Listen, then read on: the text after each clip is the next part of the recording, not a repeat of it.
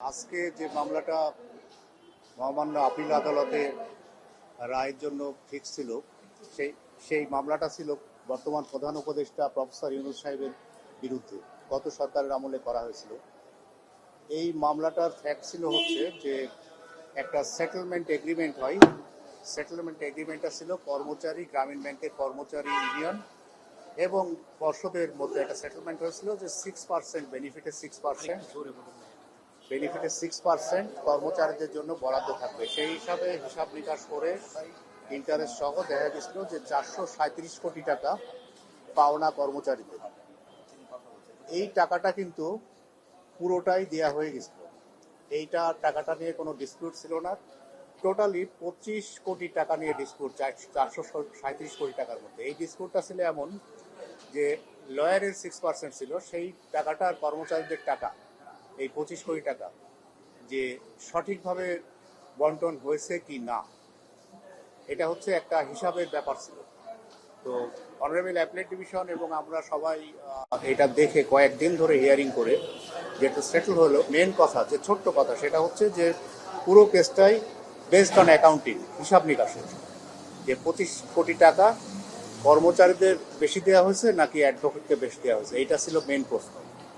তো একটা well settle principle of law, যেটা শত বছর ধরে অনারেবল কোর্ট থেকে সেটেল হচ্ছে, যে যখনই হিসাব নিকাশের কথা আসবে তখনই সেটাকে আর ক্রিমিনাল লায়াবিলিটি থাকবে না, সেটা হবে সিভিল লায়াবিলিটি। সিভিল লায়াবিলিটি হলে কি হবে? ফৌজদারি মামলা, ক্রিমিনাল মামলা চলবে না। এইটা হচ্ছে মূল গ্রাউন্ড। এছাড়া অনেক গ্রাউন্ড আছে, পাবলিক সার্ভেন্ট কিনা বিভিন্ন গ্রাউন্ডই আছে। তো সেই হিসাবে এই মামলাটা ফৌজদারি আদালতে বা ফৌজদারি মামলা হিসাবে চলবে না, এটা ছিল মূল ডিসিশন। আর তাছাড়া এই কর্মচারীদের জন্য আরেকটা আইন আছে, সেটা হচ্ছে যে লেবার অ্যাক্ট। লেবার অ্যাক্টের 36 সেকশন 36 স্পেসিফিক বলা আছে এই ধরনের কোনো সমস্যা হলে লেবার কোর্টে যাবে, নট ক্রিমিনাল কোর্ট। লেবার কোর্টে যাবে তাদের পাওনা পরিশোধের জন্য সঠিকভাবে, এবং তারা সেখানে গিয়েছে। আজকের আদেশটা হলো যে আপিল অ্যালাউ করেছে, যে প্রফেসর ইউনূস সাহেবের যে আপিল ছিল অনারেবল অ্যাপিলেট ডিভিশনে হাইকোর্টের জাজমেন্টের এগেনস্টে, সেই আপিলটা অ্যালাউ করেছে। এবং হাইকোর্ট যে এইটা কোয়ালিমেন্টের যে ওনাদের যে পিটিশন ছিল হাইকোর্ট ডিভিশনে, সেটা যে সামাইন রিজেক্ট করেছিল, সেটা আজকে সেটিসফাইড করে দিয়েছে, অর্থাৎ বাতিল করে দিয়েছে। অর্থাৎ মামলাটাই বাতিল হলো। এর ফলে ওই মামলাটা থাকলো না, মামলাটা বাতিল হলো। এবং যে প্রক্রিয়ায় মামলাটি প্রত্যাহারের দুদক আবেদন করেছিল, এটি কি সঠিক ছিল? আপনার কাছে কি মনে হয়? প্রত্যাহারের আবেদন দুদকের, যেহেতু নিজস্ব আইনেই ক্ষমতা আছে, দুদক এটা প্রত্যাহার করতেই পারে। এবং যখন দুদক দেখলো যে ডিটেক্ট হয়েছে না, এটা আসলে ক্রিমিনাল মামলা চলে না, তখন দুদক ডিসিশন নিয়েছে না এটা আমরা উইথড্র করবো, উইথড্র করেছে।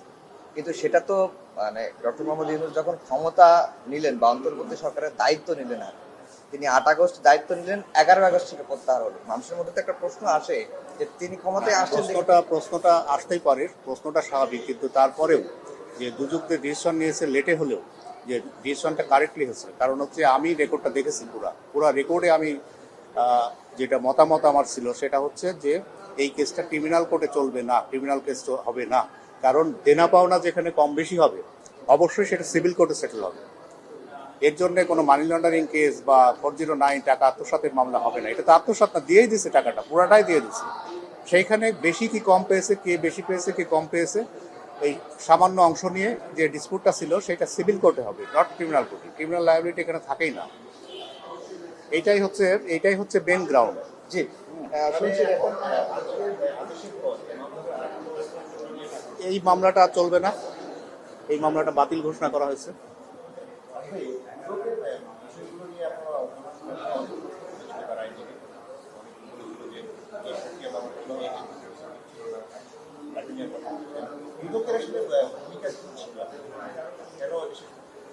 না, এটা হচ্ছে যখন কমিশন যখন দেখে, এটা পুঙ্খানুপুঙ্খরূপে দেখে, তখন দেখে এটা সেটেল হয়েছিল জন্য কোনো ক্রমে এটা ক্রিমিনাল মামলা চলবে না। ভুল হতে পারে, আগের কমিশন যখন এটা মামলাটা করেছিল তখন হয়তো সঠিক পরামর্শটা ছিল না, পরবর্তীতে সঠিকভাবে এসছে।